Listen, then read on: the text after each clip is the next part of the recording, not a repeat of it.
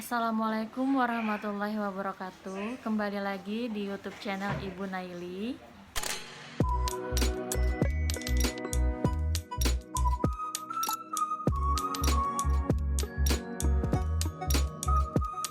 Senang sekali hari ini Ibu masih diberi kesempatan untuk menyampaikan materi seni budaya kelas 11 bab 4 yang berjudul Seni Teater Modern. Seni Teater Modern. Sebelum kita mulai pelajaran kita pada hari ini, mari kita bersama-sama mengucapkan basmalah. Bismillahirrahmanirrahim. Semoga kegiatan belajar kita pada hari ini berjalan dengan lancar dan kalian semua dapat memahami materi yang Ibu berikan. Langsung saja kita mulai materi kita yang pertama, yaitu konsep dan unsur-unsur teater modern. Teater modern Indonesia merupakan pertemuan dari berbagai gagasan. Para pendukung teater modern belum sepenuhnya meninggalkan budaya asalnya yang bermuatan tradisional dan memadukannya dengan teater barat. Hal inilah yang menjadikan teater modern Indonesia memiliki berbagai bentuk dan jenis. Bentuk pertunjukan teater modern cenderung lebih teratur dan dipentaskan di atas panggung dengan arahan seorang sutradara. Nah, berikut ini akan dijelaskan beberapa ciri-ciri teater modern secara garis besar. Yang pertama, panggung tertata rapi dengan jenis peralatan yang lebih kompleks dibandingkan teater tradisional. Yang kedua, umumnya pementasan teater modern dilaksanakan di sebuah gedung tertutup. Yang ketiga, terdapat pengaturan akan jalur cerita yang dipentaskan. Yang keempat, jumlah peserta lebih banyak dibandingkan teater tradisional. Dan yang terakhir, tidak banyak interaksi yang dilakukan antara penonton dan pemain. Kesuksesan suatu pergelaran seni teater tidak terlepas dari unsur-unsur artistik yang memberikan keindahan dan mempertegas naskah lakon yang dipentaskan. Unsur-unsur yang ada dalam seni teater sebagai berikut. Yang pertama, naskah. Naskah adalah karangan yang berisi cerita atau lakon. Naskah tersebut memuat nama-nama lakon, tokoh dalam cerita, dialog yang diucapkan para tokoh, dan keadaan panggung yang diperlukan. Kemudian yang kedua adalah pemain. Pemain adalah alat memperagakan tokoh.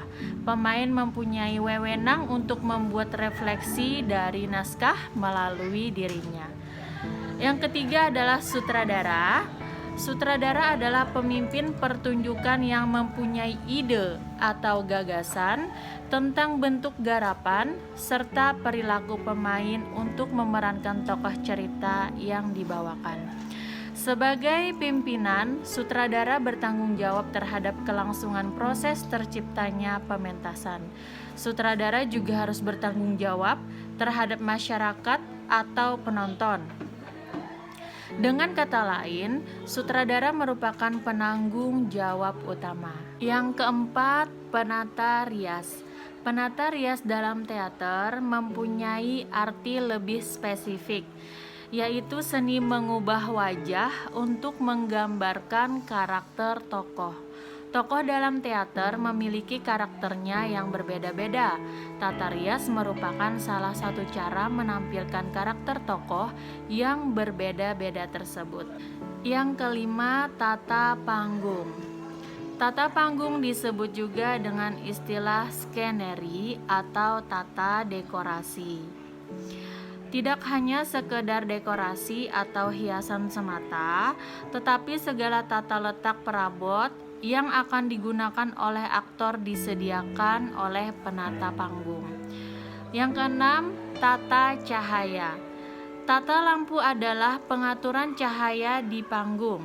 Seorang penata cahaya perlu mempelajari pengetahuan dasar dan penguasaan peralatan tata cahaya. Penata lampu biasanya menggunakan alat yang disebut spotlight.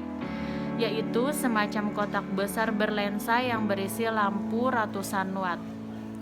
Karena tata lampu selalu berhubungan dengan listrik, sebaiknya penata lampu adalah seorang yang mengerti teknik kelistrikan. Yang ketujuh, tata busana. Tata busana adalah seni pakaian dan segala perlengkapan yang menyertai untuk menggambarkan tokoh. Tata busana termasuk segala aksesoris seperti topi, sepatu, kemudian syal, jaket, kalung, gelang, dan unsur-unsur yang melekat pada pakaian. Tata busana dalam teater memiliki peranan penting untuk membedakan satu tokoh dengan tokoh yang lain. Penampilan busana yang berbeda akan menunjukkan ciri khusus seorang tokoh. Yang kedelapan, tata suara. Tata suara adalah pengaturan keluaran suara yang dihasilkan dari berbagai sumber bunyi, seperti suara aktor, efek suara, dan musik. Dan yang terakhir, yang kesembilan adalah penonton. Kesuksesan sebuah teater biasanya dapat diukur dari banyak sedikitnya penonton.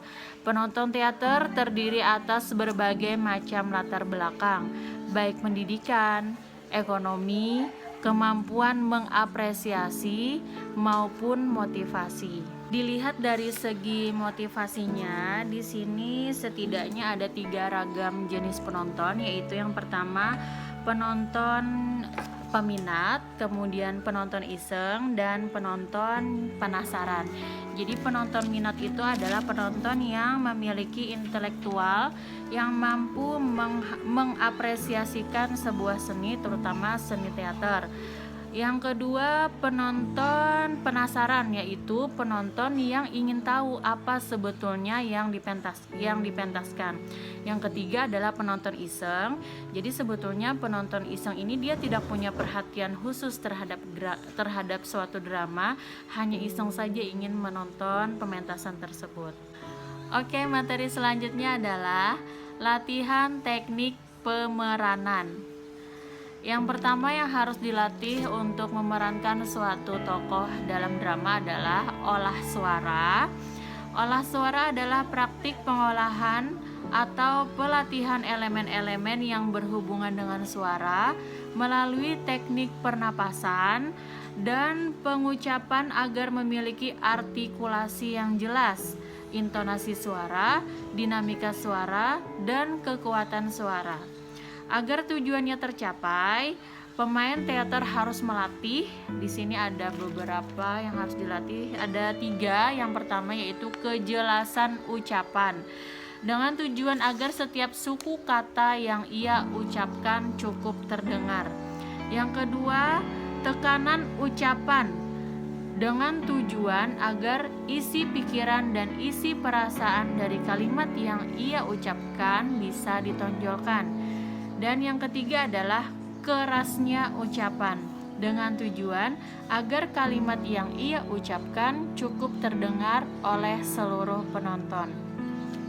Yang berikutnya yang harus dilatih, yang pertama tadi olah suara, yang kedua adalah olah tubuh. Olah tubuh adalah pembelajaran praktik melalui pengolahan atau pelatihan agar tubuh memiliki stamina yang kuat, kelenturan tubuh, dan daya refleks tubuh. Di sini yang harus dilatih dari olah tubuh yaitu yang pertama latihan kepala dan leher, yang kedua latihan tubuh bagian atas, kemudian latihan pinggul, lutut, dan kaki, latihan seluruh batang tubuh, kemudian juga latihan berjalan, latihan berlari, dan latihan melompat. Yang berikutnya adalah teknik olah pikiran. Olah pikiran sama dengan olah sukma. Olah sukma merupakan teknik dasar yang membentuk kealamian dan ketulusan dalam melakukan peran. Olah sukma dapat dilatih dengan latihan sebagai berikut, yaitu yang pertama meditasi, kemudian konsentrasi, kemudian observasi, ilusi, imajinasi, emosi, dan pikiran. Selanjutnya kita mempelajari tentang karakter tokoh. Karakter tokoh adalah manusia atau watak dalam cerita yang berbentuk naratif atau drama yang diberi sifat-sifat tertentu. Karakter tokoh termasuk perangai dan pemikiran yang dikenal melalui percakapannya, yaitu dialog dan apa yang mereka lakukan dalam bentuk aksi. Tokoh-tokoh yang hidup dalam lakon ada 3 dimensi, yaitu yang pertama, dimensi fisiologis ialah ciri-ciri badani meliputi usia atau tingkat kedewasaan, kemudian jenis kelamin, keadaan tubuhnya, ciri-ciri wajah, dan lainnya. Yang kedua, dimensi sosiologis ialah ciri-ciri kehidupan masyarakat meliputi status sosial, pekerjaan, jabatan, peranan dalam masyarakat, pendidikan, kehidupan pribadi maupun keluarga, agama, kepercayaan, pandangan hidup, ideologi, aktivitas sosial, kegemaran, kewarganegaraan, keturunan, suku, bangsa, dan lainnya. Dan yang ketiga, yang terakhir, dimensi psikologis. Dimensi psikologis ialah ciri-ciri kejiwaan diantaranya. Yang pertama, ukuran-ukuran moral untuk mengatakan yang baik dan yang buruk, mentalitas. Yang kedua, temperamen, keinginan-keinginan pribadi, perasaan-perasaan pribadi, serta sikap dan kelakuan. Dan yang terakhir adalah kecerdasan atau keahlian, kecakapan khusus dalam bidang tertentu. Oke, itu tadi materi pelajaran kita pada hari ini, materi seni budaya kelas 11, bab 4 yang berjudul Seni Teater Modern. Terima kasih sudah menonton video Ibu sampai selesai. Jangan lupa like, komen, dan berikan komentar yang positif, dan tentu saja subscribe. Sampai bertemu di video Ibu selanjutnya. Assalamualaikum warahmatullahi wabarakatuh. Dadah. Untuk evaluasi, silahkan kalian jawab pertanyaan Ibu berikut ini. Ada berapakah latihan teknik pemeranan? Dan sebutkan. Jadi berapa teknik latihan pemeranan dan sebutkan.